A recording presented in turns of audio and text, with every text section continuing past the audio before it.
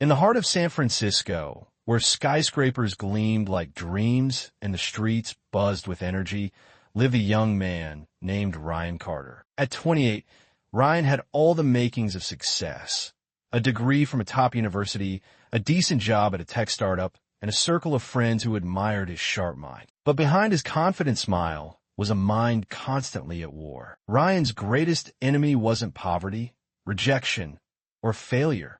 It was his own thoughts. Every morning, he awoke with a pit in his stomach, his mind racing with questions that had no answers. What if I'm not good enough? What if I mess up the presentation? What if everyone finds out I'm a fraud?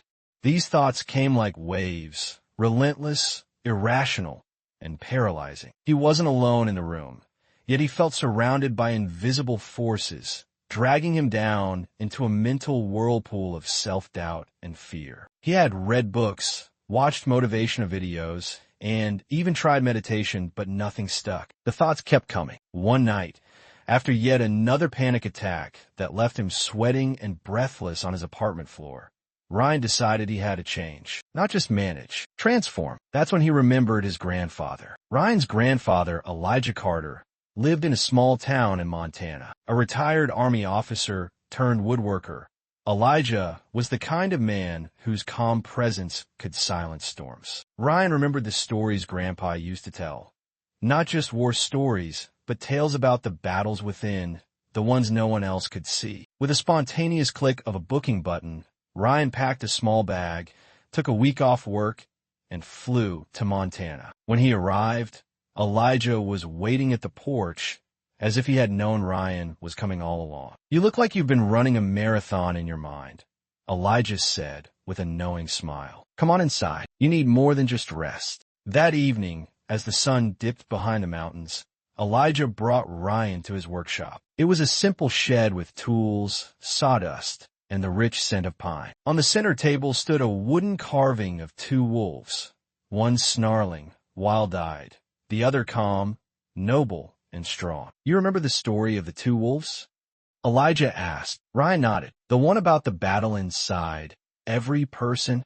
"Exactly," Elijah said. "One wolf is made of fear, anger, envy, regret, guilt, lies, and ego. The other is made of joy, peace, love, hope, humility, kindness, and truth. And the one who wins is the one you feed," Ryan recited. Elijah put a hand on his grandson's shoulder. "But here's what they don't tell you. You don't just feed the good wolf. You train it, discipline it. You build it so strong that the other one has no room to grow. You ready to learn how?"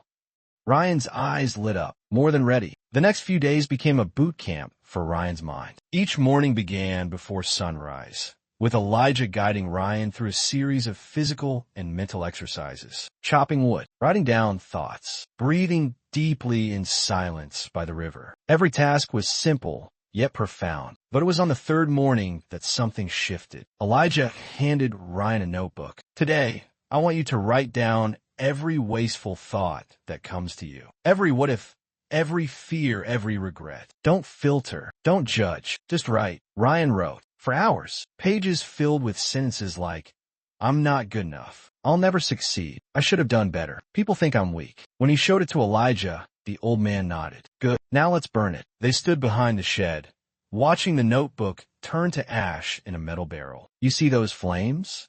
Elijah asked. "That's what happens when you stop holding on to thoughts that were never meant to stay. You feel that lightness.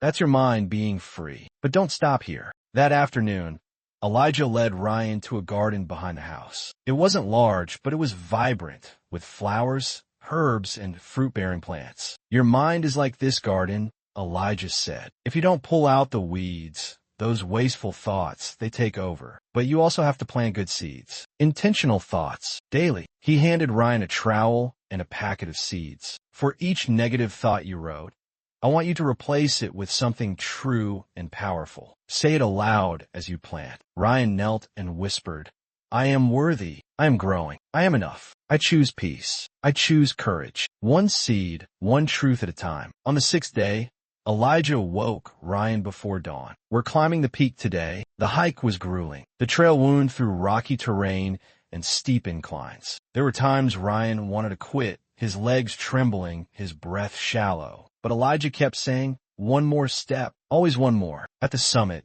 they stood above the clouds. The world below looked small, peaceful. "This," Elijah said, "is what clarity feels like. You've worked for it, and it's always within reach, if you train your mind to rise instead of sink." Ryan looked out and realized something. His problems hadn't vanished, but his relationship with them had changed. He had taken back control. Ryan returned to San Francisco not as a different man, but as his truest self. He resumed his job, faced the same deadlines, the same pressures, but now he had tools. Each morning, he journaled. Each night, he repeated truths. When wasteful thoughts crept in, he acknowledged them, then chose better ones. He trained his mind like a muscle. Months later, he launched a blog called Train a Mind. It began as a diary, but soon, thousands of people began following, sharing their own battles and victories. Ryan had become a quiet lighthouse in the stormy world of overthinking. Years later,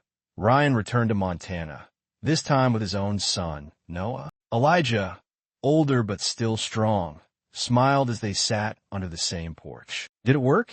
he asked Ryan. "It did," Ryan said, smiling. "I don't just silence the wolves now. I lead them." Elijah laughed. "That's the spirit." Ryan looked at Noah and said, "You know, son, your mind is the most powerful thing you'll ever own. It can either be your prison or your wings." Noah asked, "How do I know which one it is?"